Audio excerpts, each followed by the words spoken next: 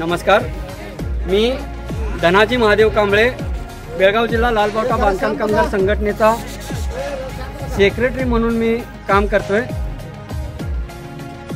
2014 पासून निप्पाणीमध्ये लालबावटा बांधकाम कामगार संघटनेची स्थापना झाली आणि त्यावेळेपासून आम्ही कामगारांच्या समस्येबाबतीत वारंवार जे निप्पाणी तालुक्याचं तहसीलदार ऑफिस आहे, ज्या वेळी अडचणी येतात त्यावेळी आम्ही तहसीलदारांच्या मार्फत निवेदन देण्याचा कार्यक्रम आतापर्यंत राबवत आलोय।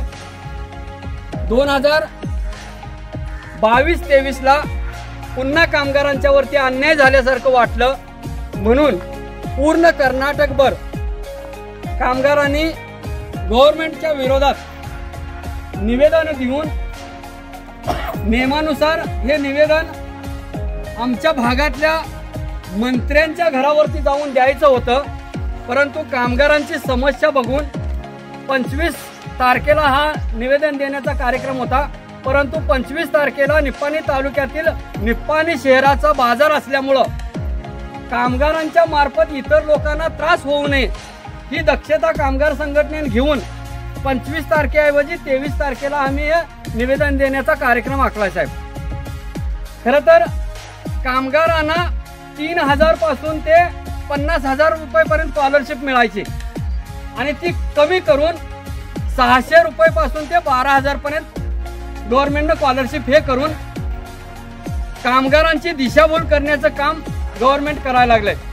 गव्हर्नमेंटची जाग आणण्यासाठी कामगारांच्या मुलाबाळांचा सही संग्रह करून कर्नाटक सरकारचे मुख्यमंत्री आणि भारत सरकारचे प्रधानमंत्री त्या मुख्य 2 व्यक्तींना आम्ही सही संग्रहाचा कार्यक्रम करून त्यांना त्यांच्या पदाची जाणीव करून देण्यासाठी, तळागाळामध्ये काय व्यवस्था आहे ही जाणीव करून देण्यासाठी आम्ही सही संग्रह करून त्यांना तहसीलदार मार्फत निवेदन देणार आहे। कारण बेळगावला जाऊन मंत्र्यांच्या घरावरती निवेदन देणं ही कामगारांची परिस्थिती नसल्यामुळं ज्या ठिकाणी आम्ही राबतोय, ज्या ठिकाणी आमची व्यवस्था आहे त्या ठिकाणी तहसीलदार मार्फत आम्ही निवेदन देण्याचा हा कार्यक्रम केलेला आहे, जेणेकरून वेलफेअर बोर्डानं 3-4 वर्षाचा GR काढला, कामगारांना हक्काची घरं देतो, अजूनपर्यंत कुठल्याही कामगारांना घर मिळालेलं नाही। दुसरी गोष्ट, वेलफेअर बोर्डाच्या GR प्रमाणे कुठलंही अप्लिकेशन घातल्यानंतर 45 दिवसात त्याचा निकाल लागावा लागतोय, परंतु ह्या व्यवस्थेच्या आतमध्ये गेलं तर बघायला कामगारांना अतिशय त्रास होतोय।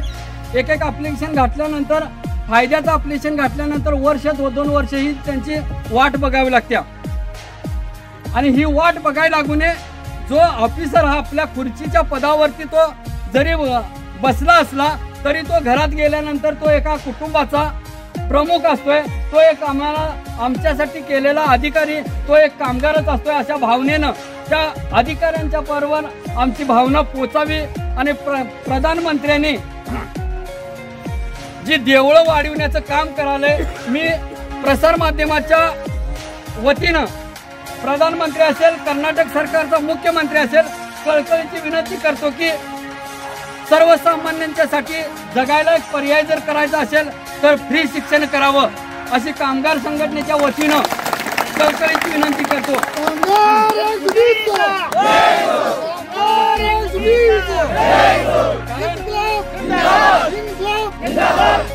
जो मंदिरं उभा करून जे जातीचा तिढा निर्माण करण्याचं षडयंत्र चालू आहे, मी एक कामगार म्हणून त्यांना कळकळीची विनंती करतो, आम्हाला अभिमानानं जगण्यासारखी व्यवस्था करावी आणि या व्यवस्थेत सुद्धा आम्हाला सुद्धा अभिमान वाटेल असे मुलाबाळांना शिक्षण मिळावं मुलाबाळांच्यासाठी सर्वसामान्य जनतेसाठी फ्री ऑफ शिक्षण व्हावं, फ्री ऑफ चार्ज दवाखान्याची सोय व्हावी, अशी जर सुविधा केली तर आमच्या पण हृदयातनं बाबा आम्ही निवडून दिलेले खासदार चांगले आहेत, आम्ही निवडून दिलेले मंत्री चांगले आहेत, आमचा देशाचा पंतप्रधान चांगला आहे असं सर्वसामान्य जनतेतनं आवाज उठल आणि एक चांगल्या प्रकारचा आशीर्वाद त्यांना मिळेल अशी माझी कळकळीची विनंती आहे त्यांना. कारण निपाणी तालुक्याच्या लेबर ऑफिसमध्ये रेकॉर्डनुसार कर्नाटक सरकारच्या GR नुसार कामगारांना घरं दिली. तिथं बसलेल्या कामगारांच्या पैकी कामगार कार्डावरती मला हक्काचं घर मिळालंय असा एक तरी कामगार जरासा हात वर करा. कुठल्याही कामगारांना घर मिळालं नाही आणि ते घर मिळण्यासाठी आम्ही ह्या सरकारला निवेदन द्यालोय. जी दवाखान्याची व्यवस्था आहे, जी ॲम्ब्युलन्स आम्हाला तात्पुरती जी सुविधा आहे ती आम्ही मागच्या वेळी सुद्धा निवेदन दिलेलं आहे. फिरता दवाखाना आम्हाला नको, गाडी आली म्हणून आम्ही आजारी पडणार नाही. कायमस्वरूपी निपाणी सारख्या तालुक्याचं ठिकाण असताना सरकारी दवाखान्यात कधी तर जाऊन प्रसार माध्यमांना असेल, तहसीलदार साहेबांना असेल, येऊन जो सरकारी अधिकारी आहे त्याला माझी कळकळीची विनंती आहे, सरकारी दवाखान्यात जाऊन एक वेळ चौकशी करा.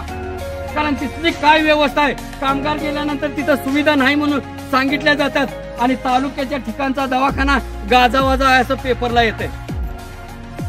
ही सत्य परिस्थिती आहे का नाही सांगा. मी पुन्हा एकदा सर्व अधिकाऱ्यांना कळकळीची विनंती करतो, ज्या कामगारांना जगायसाठी म्हणून जे कामगार कार्ड दिलंय त्या कामगार कार्डाच्या जीवावरती समाधानकारक जगतील, ज्या फॅसिलिटी आहेत आम्हाला न त्रास देता आम्हाला मिळाव्या. मी प्रसार माध्यमाचं सुद्धा मनापासून आभार मानतो. कारण गेली 2 वर्ष झाली प्रसार माध्यमांना बोलवायला लागलंय. गोरगरीब सामान्यांचा कार्यक्रम असला तर प्रसार माध्यम यायची बंद झाल्यात. कदाचित त्यांच्या पाठीमाग काय आहे काय माहिती नाही, कुठली ताकद आहे कुठली शक्ती आहे हे मला माहिती नाही. परंतु जी व्यवस्था आहे, जे समाजामध्ये चालतंय, अन्याय होतंय, अन्यायाचे वाचा फोडण्यासाठी प्रसार माध्यम असतात. आम्ही बातमी तयार करायची आणि प्रसार माध्यमांना द्यायची, मग आमची बातमी लावली जाते. हे मला कामगार म्हणून जाणीव करून खरोखर द्यायला लागले. या निपाणीची व्यवस्था आम्ही कुणालाही रिक्वेस्ट करत नाही, आमची बातमी लावा म्हणत नाही. मी इथं सर्व कामगारांच्या वतीनं जे प्रसार माध्यमाचं लीडर आल्यात त्यांचं मनापासून टाळ्या वाजून त्यांचं स्वागत करा. कारण ही व्यवस्था जी आहे त्या व्यवस्थेने जर दखल घेतली तरच आमचा आवाज त्या मुख्यमंत्र्यापर्यंत जाणार, पंतप्रधानपर्यंत जाणार. जर ही बातमी आमचं आम्ही द्यायचं म्हटलं त्यांनी तेलमीठ लावून काही लिहू शकतात. कारण ही सत्य परिस्थिती आहे, हे रेकॉर्डिंग आहे, ते दुनियेपर्यंत सगळीकडे फिरलं तरच आमचं काय दुखणं आहे सगळ्या जनतेला निपाणीतल्या कळल. ही व्यवस्था उन्हातानाचं कामधंदा चुकवून हे कामगार आल्यात. मला वाटते निपाणी तालुक्यात 2-4 दिवस गाजावाजा चालू आहे. मी पण त्या कुटुंबातलाच आहे, परंतु कामगारांना समाधानकारक जगायची व्यवस्था या सरकारी अधिकाऱ्यानं करावी. मी पूर्ण सरकारी अधिकारी, मी निवडून दिलेल्या MLA पासून सरकारी अधिकाऱ्यांना मुख्यमंत्र्यापर्यंत पंतप्रधानपर्यंत पुन्हा एकदा कळकळीची विनंती करतो, जी कामगार कायद्यात बदल केलाय तो बदल रद्द करून पुन्हा एकदा कामगारांना जगायला मार्ग करून द्यावा. कारण 3000 पासून ते 50,000 स्कॉलरशिप मिळायची. आता कर्नाटक गव्हर्नमेंटनं कायदा काढला की 600 रुपये पासून 12,000 पर्यंत. मग आमची सुद्धा इच्छा असते, माझा मुलगा MBBS झाला पाहिजे, माझा मुलगा इंजिनियर झाला पाहिजे, माझा मुलगा PSI झाला पाहिजे, माझा मुलगा तहसीलदार झाला पाहिजे, असं राबणाऱ्या वर्गातलं सुद्धा इच्छा असतात. त्या इच्छा आम्ही रोज एकाच्या डबा घेऊन जात असताना आम्ही इच्छा पूर्ण करू शकत नाही.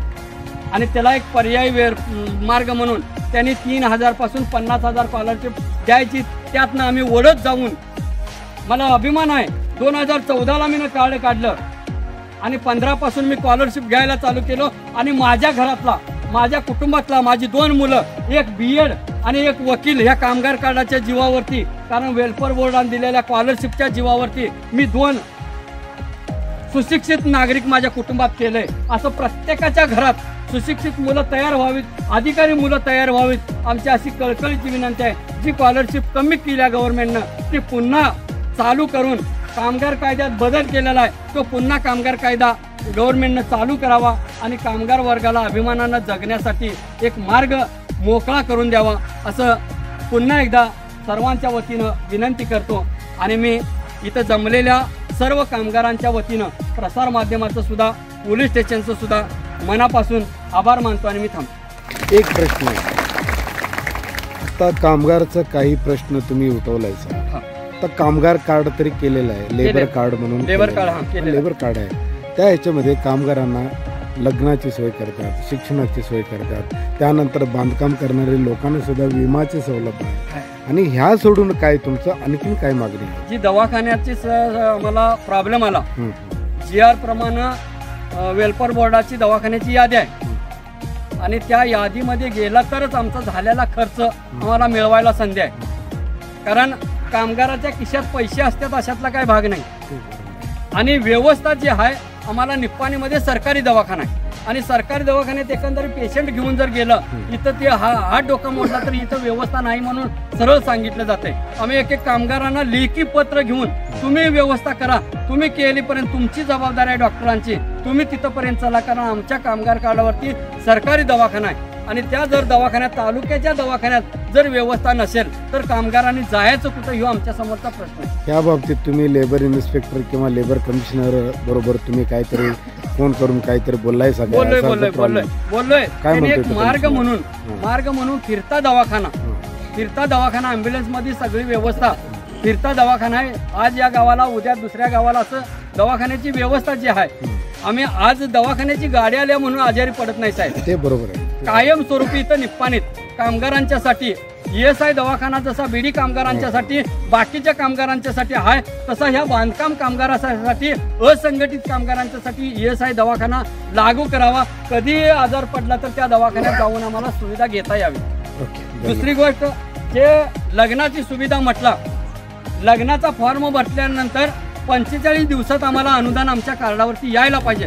2 वर्ष झाले आम्हाला झटायला लागते, कारण अधिकारी लोक इथं लेबर इन्स्पेक्टर ह्या 6 महिन्यात 4 बदल्या झाल्या, कायमस्वरूपी लेबर इन्स्पेक्टर नाही।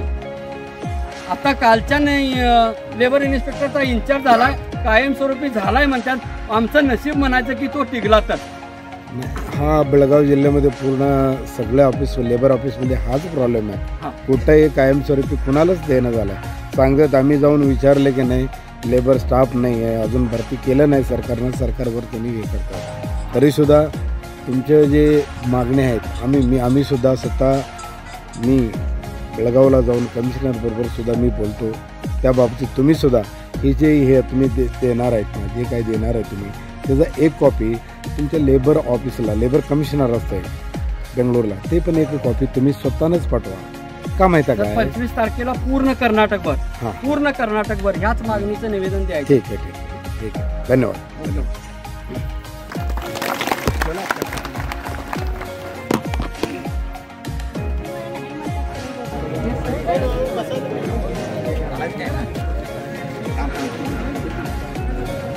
त्याबद्दल सांगा जरा।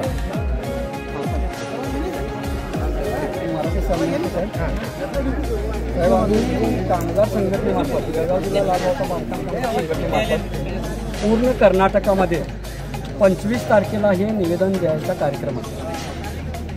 आम्ही निवडून दिलेल्या मंत्र्यांच्या घरावरती, म्हणजे बेळगावला मंत्री राहतात तिथं जाऊन द्यायचं हे निवेदन। आम्ही राबणारा कामगार वर्ग गाडी खर्च घालून आम्ही बेळगावपर्यंत जाऊ शकत नाही, म्हणून आम्ही निप्पाणी तालुक्याच्या तहसीलदार ऑफिसमार्फत कर्नाटक सरकार, मुख्यमंत्री आणि भारत सरकार पंतप्रधान यांना सही संग्रह पाठविण्याचं नियोजन आम्ही मंत्र्यांच्या घरावरती जाऊन न देता आमचा अधिकारी तहसीलदार साहेब यांच्यामार्फत त्या सरकारला जावावं म्हणून साहेब तुमच्यापर्यंत हे निवेदन, आम्हाला हक्काचं घर मिळावं, कामगार कायद्यात केलेला बदल पुन्हा चालू करावा, कामगारांची मुलांची मिळणारी स्कॉलरशिप पुन्हा चालू करावी, कारण 3000 पासून ते 50,000 स्कॉलरशिप ज्या पद्धतीचं शिक्षण आहे त्या पद्धतीची स्कॉलरशिप मिळायची ती कर्नाटक सरकारनं बंद करून 6,600 रुपयेपासून 12,000 केली आहे। कारण आम्ही चांगल्या प्रतीचं शिक्षण मुलांना देऊ शकत नाही, पूर्वीप्रमाणे स्कॉलरशिप एकतर चालू करावी, नाहीपेक्षा फ्री ऑफ कॉस्ट शिक्षण चालू करावं कर्नाटक सरकारनं, म्हणजे सर्वसामान्य जनतेला चांगल्या प्रतीचं शिक्षण घेता येईल। हक्काचं घर मिळावं, दवाखान्याची व्यवस्था निपाणी तालुक्यात चांगल्या पद्धतीची व्हावी, त्यासाठी इतर रहित लोकांच्यावरती अन्याय व्हायला आहे, संविधान धोक्यात आहे, हे वाचवण्यासाठी वेगवेगळ्या मागण्या करून आम्ही तुमच्या मार्फत मुख्यमंत्र्यांनी पंतप्रधानांना निवेदन द्या. ಸರ್ ಮಾತಾಡಿ. ಕಟ್ಟಡ ಕಾರ್ಮಿಕ ಸಂಘದವರು ನೀಡಿದ ಮನವಿಯನ್ನು ಸ್ವೀಕರಿಸಲಾಗಿದೆ. ತಮ್ಮ ಬೇಡಿಕೆಗಳ ಬಗ್ಗೆ ಹಿಂದೆ ಮಾನ್ಯ ಜಿಲ್ಲಾಧಿಕಾರಿಗಳ ಮುಖಾಂತರ ಸರ್ಕಾರಕ್ಕೆ ಮನವಿ ಸಲ್ಲಿಸಲು ಕ್ರಮ ಜರುಗಿಸಲಾಗಿದೆ. ಇದು ನಮ್ಮ ಇಂದಿನ ಸುದ್ದಿ ಸಂಚಿಕೆ. ಮತ್ತಷ್ಟು ಸುದ್ದಿಗಳಿಗಾಗಿ ನೋಡ್ತಾ ಇರಿ ಸಾಮ್ ಟಿವಿ. ಮತ್ತೆ ಭೇಟಿಯಾಗೋಣ ಮುಂದಿನ ಸಂಚಿಕೆಯಲ್ಲಿ. Thank you.